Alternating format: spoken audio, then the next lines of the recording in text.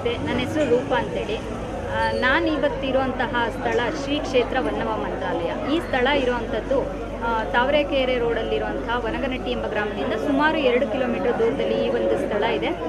ಇಲ್ಲಿನ ವಿಶೇಷತೆ ಏನಂದರೆ ಕಾಯಿ ಸಂಕಲ್ಪ ಮಾಡಿಸುವಂಥದ್ದು. ಸಾಮಾನ್ಯವಾಗಿ ರಾಯರ ಸನ್ನಿಧಾನದಲ್ಲಿ ಅಂದರೆ ರಾಯರ ಕ್ಷೇತ್ರಗಳಲ್ಲಿ ಯಾರೂ ಕಾಯಿ ಸಂಕಲ್ಪ ಮಾಡಿಸುವಂಥದ್ದು ಇರೋದಿಲ್ಲ. ಬಟ್ ಇಲ್ಲಿ ಅದೇ ಒಂದು ವಿಶೇಷತೆ.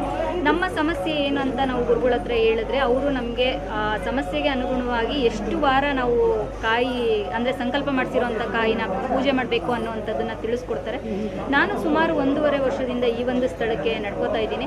ನಾನು ಸಹ ಒಂದು ಕಾಯಿ ಸಂಕಲ್ಪ ಮಾಡಿಸಿದ್ದೆ. ಸ್ಟಾರ್ಟಿಂಗು ಈ ಸ್ಥಳಕ್ಕೆ ನಾನು ಸಹ ಹೀಗೆ ವಿಡಿಯೋ ನೋಡ್ಕೊಂಡು ಬಂದಾಗ ನನಗೂ ನಮ್ಮ ದೇಶದ ಸೈನಿಕರ ಮೇಲೆ ಒಂದು ಅಭಿಮಾನ ಇರೋದ್ರಿಂದ ಅವ್ರಿಗೊಂದು ಒಳ್ಳೇದಾಗಲಿ ಅನ್ನೋ ಒಂದು ಉದ್ದೇಶದಿಂದ ಒಂದು ಕಾಯಿ ಸಂಕಲ್ಪ ಮಾಡಿಸಿದ್ದೆ.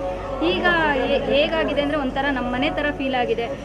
ನೋಡಬಹುದು ರಾಯರು ಎಷ್ಟು ಕಳೆ ಆಗಿದ್ದಾರೆ. ಇಲ್ಲಿ ಏನೋ ಒಂದು ಪವಾಡದ ಸ್ಥಳ ಅಂತಲೇ ಹೇಳ್ಬೋದು. ಇಲ್ಲಿ ನಾನು 1.5 ವರ್ಷದಿಂದ ನೋಡ್ತಾ ಇದ್ದೀನಿ. ಸುಮಾರು ಜನಕ್ಕೆ ಇಲ್ಲಿ ಬಂದವ್ರಿಗೆ ತುಂಬ ಒಳ್ಳೆಯದಾಗಿರೋದು ಉಂಟು. ವಿಶೇಷವಾಗಿ ನಾನು ಹೆಣ್ಮಕ್ಳುಗಳಿಗೆ ಈ ಒಂದು ಜಾಗನ ರೆಫರ್ ಮಾಡ್ತೀನಿ. ಯಾಕಂದರೆ ಹೆಣ್ಣು ಮಕ್ಕಳುಗಳಿಗೆ ಸ್ವಲ್ಪ ಮದುವೆ ಆದಮೇಲೆ ಮನಸ್ಸಿಗೆ ನೆಮ್ಮದಿ ಶಾಂತಿ ಬೇಕು ಅಂದರೆ ಈ ಒಂದು ಸ್ಥಳಕ್ಕೆ ಬಂದು ಸ್ವಲ್ಪ ಹೊತ್ತು ಸಮಯ ಪ್ರಾರ್ಥನೆ ಮಾಡಿ ಒಂದು ರಾಯರನ್ನ ನೆನೆಸ್ಕೊಂಡು ಹೋದರೆ ತುಂಬ ಮನಸ್ಸಿಗೆ ಒಂದು ಉಲ್ಲಾಸ ಸಿಗುವಂಥದ್ದು, ಮನಸ್ಸಿಗೆ ಶಾಂತಿ ಸಿಗುವಂಥದ್ದು ಆಗುತ್ತೆ.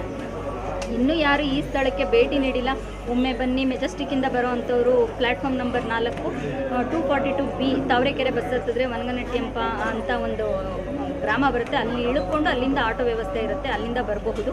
ಇಲ್ಲಿ ಇನ್ನೂ ಒಂದು ವಿಶೇಷತೆ ಏನಂದರೆ ಪ್ರತಿದಿನ ಈ ಒಂದು ಸ್ಥಳ ಓಪನ್ ಇರುತ್ತೆ. ಬೆಳಗ್ಗೆ 6 ಗಂಟೆಯಿಂದ ಸಂಜೆ 7 ಗಂಟೆವರೆಗೂ ಪ್ರತಿದಿನ ಸಂಕಲ್ಪ ಮಾಡಿಸುವಂಥದ್ದು ಇರುತ್ತೆ. ಹಾಗೆಯೇ ಬರುವಂತಹ ಭಕ್ತಾದಿಗಳು ಪ್ರತಿಯೊಬ್ಬರಿಗೂ ಬೆಳಗ್ಗೆಯಿಂದ ದೇವಸ್ಥಾನ ಕ್ಲೋಸ್ ಆಗೋವರೆಗೂ ಒಂದು ಊಟದ ವ್ಯವಸ್ಥೆ, ಪ್ರಸಾದದ ವ್ಯವಸ್ಥೆ ಇರುತ್ತೆ.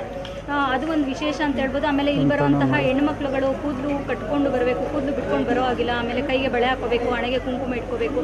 ನಮ್ಮ ಹಿಂದೂ ಸಂಸ್ಕೃತಿನ, ನಮ್ಮ ಧರ್ಮನ ಎತ್ತಿ ಹಿಡಿಯುವಂತಹ ಒಂದು ಸ್ಥಳ ಇದಾಗಿದೆ.